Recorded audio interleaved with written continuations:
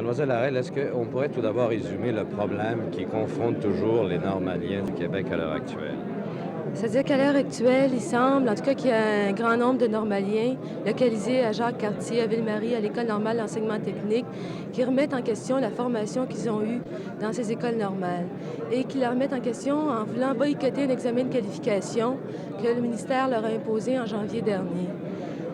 Ça fait 2 fois qu'ils le boycottent. Ils l'ont boycotté le 30 et le 31 mai. Le ministère a imposé une nouvelle session spéciale le 26 et le 27 juin. Il y a eu assemblée générale ici au Théâtre Jésus le 17 juin.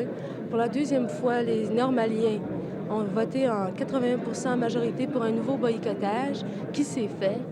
Et on a appris un certain matraquage ou un certain chantage, à mon avis, de la part du ministère dans une déclaration de M. Cardinal disant pas d'examen, pas de brevet. Mais sans cet examen, est-ce qu'il y a d'autres examens qui peuvent dès maintenant, disons, prouver la qualité de l'enseignement qui a été donné aux étudiants Il y a même? déjà les examens institutionnels et il y a aussi le stage d'enseignement que les étudiants font en troisième année et en quatrième année. Déjà, ce sont des méthodes pour contrôler, en fin de compte, si un professeur est bon ou s'il n'est pas bon. Mais en fin de compte, l'examen de qualification est venu se rajouter à ça. Le fait de la culture générale chez chaque individu est important, mais on ne peut demander à un ensemble de professeurs d'avoir les mêmes bases de connaissances générales. Chaque personnalité est indépendante, chaque personnalité doit avoir une somme de connaissances générales qui lui est propre.